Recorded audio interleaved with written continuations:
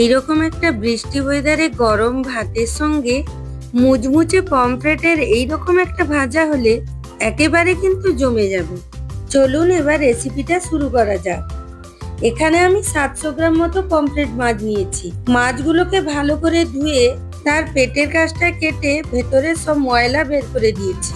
দেখুন এইভাবে মাছগুলোকে কেটে নিয়েছি। এবার মাছগুলোর গায়ে ছুরি দিয়ে একটু কাটা কাটা দাগ করে নিচ্ছি, যাতে এর মধ্যে মশলাটা ভালো করে ঢোকে। এইভাবে করলে তবেই মাছটা খেতে ভালো লাগবে। সবগুলো মাছে এইভাবে গায়ে কেটে নিয়েছি।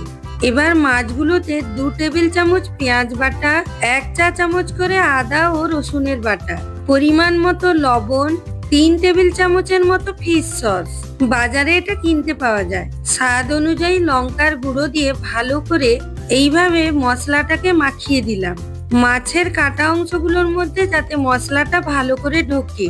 3 টেবিল চামচের মতো টমেটো কেচাপ দিয়ে ভালো করে ম্যারিনেট করে আধ ঘন্টা রেখে দেবো।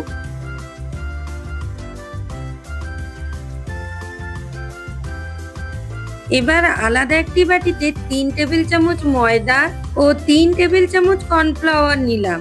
পরিমাণ মতো লবণ দিয়ে জল দিয়ে ব্যাটার রেডি করলাম। ব্যাটারটা কিন্তু বেশি পাতলা করবেন না, একটু থকথকে টাইপের ব্যাটার হবে। দেখবেন যেন মাছগুলো ভাজার সময় গায়ে লেগে থাকে। আমি এখানে ব্যাটারের মধ্যে ডিমটা দেইনি, তবে চাইলে আপনারা ডিম ব্যবহার করতে পারেন। এবার একটি ফ্রাইং প্যানে সাদা তেল বেশি করে গরম করে ম্যারিনেটেড মাছগুলো ময়দার গোলায় ডুবিয়ে সাদা তেলে গড়িয়ে ডুবো তেলে অল্প আঁচে বাদামি করে ভেজে তুলে নেব।